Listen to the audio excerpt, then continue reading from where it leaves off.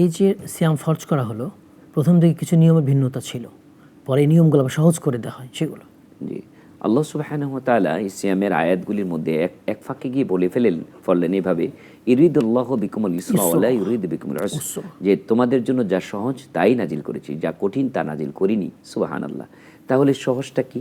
তো আমরা সহজ এবং কঠিনের বিষয়টা যদি আমরা এইভাবে জানতে চাই যে এই সিয়াম ফরজ হওয়ার আগে জাতির যারা সিয়াম রাখতেন তাদের উপর কেমন বিধান ছিল, কি বিধান ছিল, আর আমাদের ওপর যে আমাদের উম্মতি মুহাম্মাদি আমাদের উপর সিয়ামের যে বিধিবিধানগুলি আছে, মানে পালন করা রাখার যে বিধিবিধান, এর মধ্যে সহজ বা কঠিন বিষয় কি কি ছিল। এক নম্বর, যে আমরা যদি দেখতে চাই যে আমরা এখন সাহারি খাই কখন, সাহারি খাওয়ার একটা সময় নির্ধারিত আছে যে আমরা সুবে সাদেক পর্যন্ত সাহারি খেতে পারি। কিন্তু সিয়াম যখন মদিনায় ফরজ হয় তখন কিন্তু এই বিধানটা ছিল না যে আপনি ফজর পর্যন্ত খাবেন, এটা ঘুম থেকে উঠে, এটা ছিল না। কি ছিল?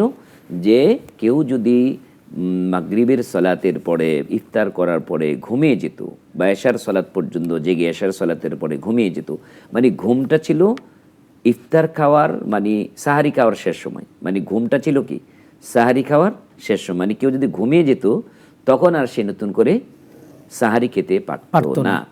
ঠিক এরকম একটি ঘটনা ঘটে গেল। কঠিন ছিল, এটা কঠিন ছিল। আর একজন সাহাবী, খুব গরিব মানুষ, তিনি সারাদিন সিয়াম রেখেছেন, খুব কষ্ট করেছেন, পরিশ্রম করেছেন, অক্লান্ত পরিশ্রম করে সিয়ামও রেখেছেন। বাসায় আসলেন, বাসায় এসে জিজ্ঞেস করছেন ঘরে কি কিছু খাবার আছে যা দিয়ে আমি ইফতার করতে পারি। তখন স্ত্রী রাগ করেননি এই প্রশ্ন শুনে। আমাদের মায়েরা তো হয়তো রাগ করতেন যে তোমার কি খবর নেই, বাজার আছে কি নাই, তোমার কি জানা নেই, এরকম কোনো প্রশ্ন করেননি। তাদের ঘরে অভাব ছিল কিন্তু স্বভাব নষ্ট হয়নি, ভালোবাসা ছিল। সেই স্ত্রী বলছেন আপনি টেনশন করবেন না, সত্যি সত্যি আমাদের ঘরে কোনো ইফতার করার মতো খাবার নেই, তবে আপনি একটু রেস্টে থাকুন, আপনার জন্য আমি খাবার অন্যের বাড়ি থেকে আনতে পারি কিনা চেষ্টা করি। স্বামীকে সান্ত্বনা দিয়ে তিনি চলে গেলেন। স্বামী বেচারা সারাদিন পরিশ্রম করেছেন, তিনি একটু কাত হয়ে গেলেন, কিন্তু কাত হওয়া মানে পরিশ্রম তো মানুষ, তিনি ঘুমিয়ে পড়লেন। আল্লাহু আকবার। স্ত্রী ঠিকই খাবার নিয়ে আসছেন, আল্লাহ, স্বামীকে কত ভালোবাসেন, খাবার নিয়ে এসে দেখি আফসোস করছেন, বুঝে ফেললেন যে এখন আর খাওয়ানোর কোনো সুযোগ নেই, যেহেতু সেহারির সময় শেষ। সেহারির সময় শেষ মানে কি, ঘুমিয়ে পড়েছেন। তখন বললেন, আল্লাহর আইন তাকে খেতে দিল না, আফসোস করলেন। ওই সাহাবীকে তো জাগানো যাবে না, জাগালেও তো লাভ নেই, হয়তো জাগিয়েছেন এশার সালাতের জন্য, কিন্তু খেতে তো আর পারবেন না, কারণ মেয়াদ শেষ হয়ে গেছে। তিনি না খেয়েই পরের দিন সিয়াম রাখলেন, কাজে নেমে গেলেন, কাজ করলেন, কঠিন কাজ, অজ্ঞান হয়ে গেলেন। আল্লাহু আকবার।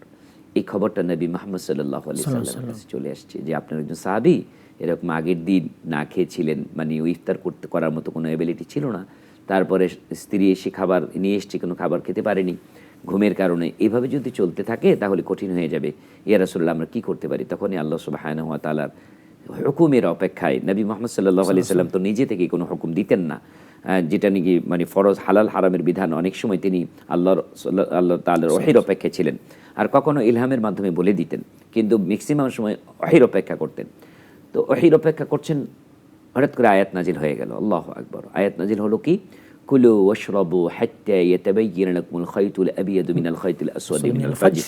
সুন্দর একটা আয়াত নাজিল হলো যে তোমরা খাও পান করো, দুইটা শব্দ, কুলু ওয়াশরাবু, খাও পান করো, হাত্তা ইয়াতাবায়্যানা লাকুমুল খায়তুল আবিয়াদু মিনাল খায়তিল আসওয়াদি মিনাল ফাজর, যে সাদা সুতা এবং কালো সুতার ব্যবধান যতক্ষণ পর্যন্ত না বুঝতে পারো ফজরের আগ পর্যন্ত খেতে থাকো।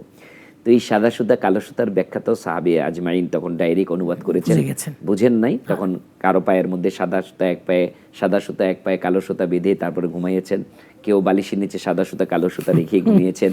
সকালবেলায় বারবার দেখেন কখন এই সাদা সুতা কালো সুতার মধ্যে ডিফারেন্স বোঝা যাবে। যদি অন্ধকার থাকে তাহলে তো একটা বোঝা যাবে না কোনটা সাদা কোনটা কালো, একটু ফর্সা হলে বোঝা যাবে। ওই ফর্সা হওয়ার আগ পর্যন্ত ফজর পর্যন্ত ওনারা খেতেই থাকলেন, এই অপশনটা পেলেন।